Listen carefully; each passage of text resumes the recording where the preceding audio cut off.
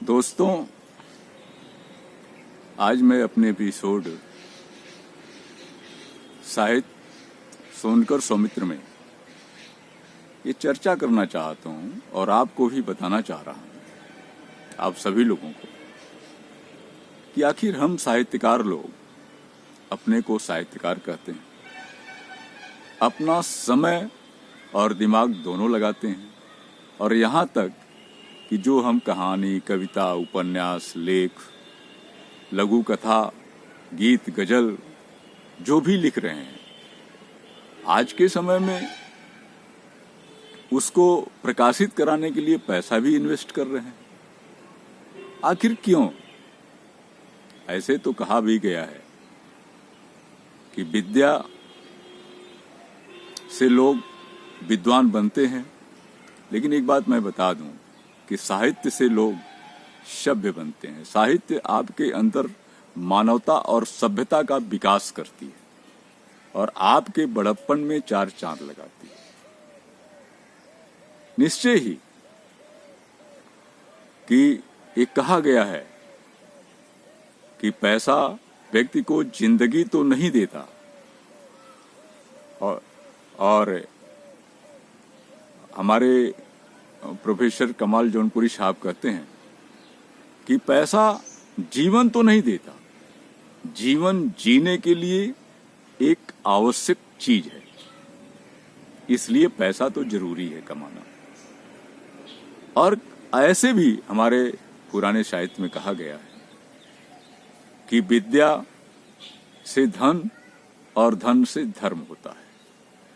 आप अगर विद्या को ठीक ढंग से अध्ययन करते हैं, गहराई में जाते हैं, तो निश्चय ही वह विद्या की गहराई आपको ऐसे शिखर पर ले जाती है कि जहां नाम और पैसा दोनों मिलता है। और जब पैसा मिलेगा तो आप धर्म की तरफ जाएंगे। धर्म की तरफ यह नहीं कि आप मंदिरों में, मस्जिदों में, गिरजाघरों में या चर्चों में जा करके आप दान दक्षिणा करें। वह तो एक लालच हो गई कि हमें स्वर्ग मिलेगा, जन्नत मिलेगी।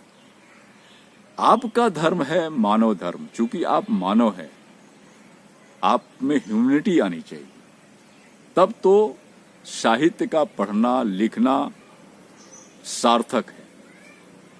और इन धार्मिक स्थलों पर जाकर के माथा पटकना या उससे जिन लोग उसके लिए जिस ख्याल से उसका निर्माण किए हैं उनका लाभ पहुंचाना हुआ।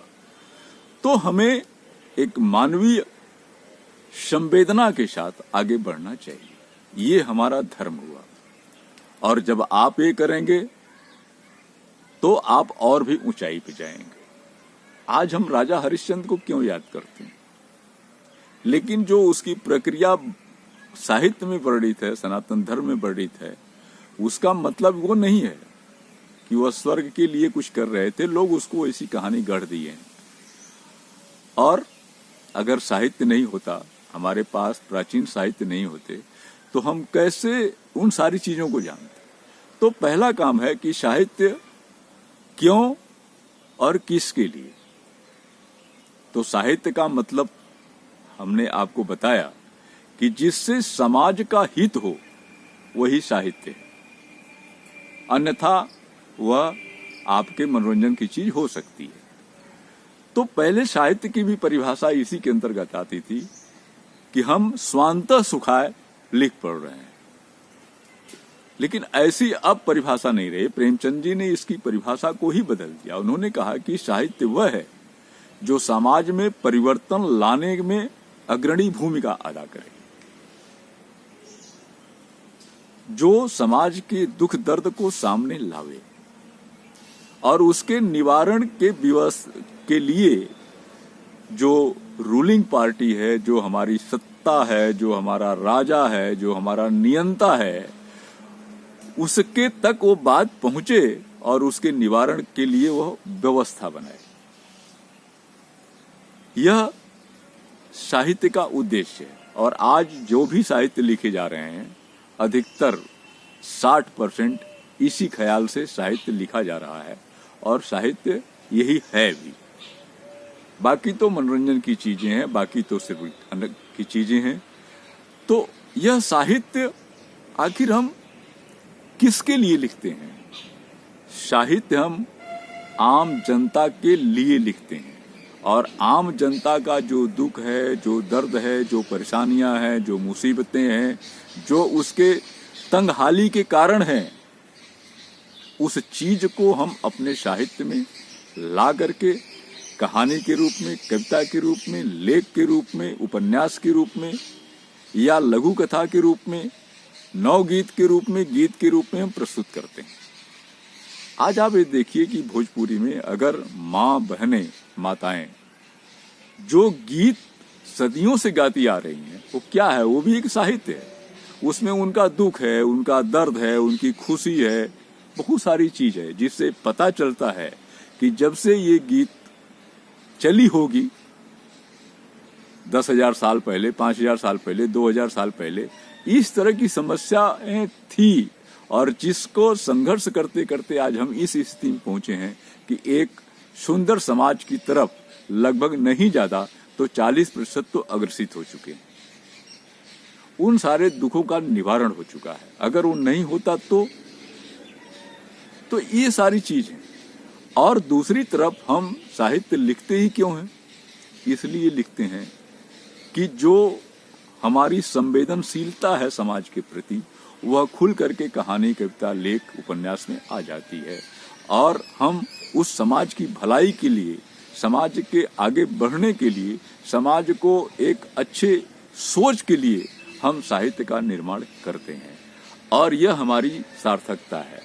अन्यथा पैसा कमाते तो सभी लोग हैं, हम भी कमा लेते, सब साहित्यकार कमा लेता, करोड़पति हो जाता, अच्छे अच्छे हवाई जहाज पर चलता, गाड़ियां रख लेता, अच्छे महल अटारी खड़ा कर लेता, लेकिन वो अपना खर्चा करके। तमाम ऐसे साहित्यकारों के उदाहरण हैं जहाँ की उनके लिए रहने के सही ढंग से मकान नहीं है, कपड़े नहीं है, वह उसके पैर में जूते चप्पल नहीं है। प्रेमचंद जी फटे चप्पल भी पहन लेते थे, चल देते थे। तो बहुत ऐसे उदाहरण है, सारे साहित्यकारों के उदाहरण है। 5 सितारा, 7 सितारा होटलों में बैठ करके सही साहित्य का निर्माण नहीं किया जा सकता, न सही समाज के प्रति निर्णय किया जा सकता जब तक आप समाज के बीच न हो। तो साहित्य का उद्देश्य यह है, और साहित्य हम उन्हीं के लिए लिखते हैं जो हमारा दुख भरा समाज है। हम 90% की बात लिखते हैं जो उनकी समस्याएं हैं। 10% जो समाज को अपने कर्तव्यों से परेशान कर रहे हैं, जो लूट रहे हैं, जो धन का अर्जन कर रहे हैं, तमाम गलत कार्य कर रहे हैं, हमारा साहित्य उसके लिए नहीं होता। हम उसको आईना जरूर दिखलाते हैं कि तुम्हारा कार्य क्या है। और साहित्य आम समाज के लिए है, साहित्य खुद के अपने संवेदनशीलता को प्रकट करने के लिए है, और साहित्य का मतलब है कि वह समाज को रास्ता दे। और साहित्य को इसीलिए कहा गया है कि वह राजनीति को मार्गदर्शन देने वाला एक विधा है, मार्गदर्शन देता है साहित्य, जिससे कि राजनीति एक अच्छे ढंग से प्रस्तुत हो सके और हमारा समाज एक सुंदर समाज बन सके, शांतिपूर्ण समाज बन सके, और उसमें खुशहाली हो। साहित्य का उद्देश्य मात्र इतना ही है जो मेरे समझ में आया, मैंने अपनी बात बताया, और मेरी बात आप लोगों को अच्छी लगे तो यह बात लोगों को शेयर करें, लोगों को बताएं, और मेरा यह चैनल अच्छा लगे तो आप सब्सक्राइब करें, अपना विचार दें, और अपना कमेंट दें, और एक लाइक तो अवश्य दें अगर आपको बात पसंद आती है। तो इसी के साथ आप सभी लोगों से मैं विदा लेता हूँ। आप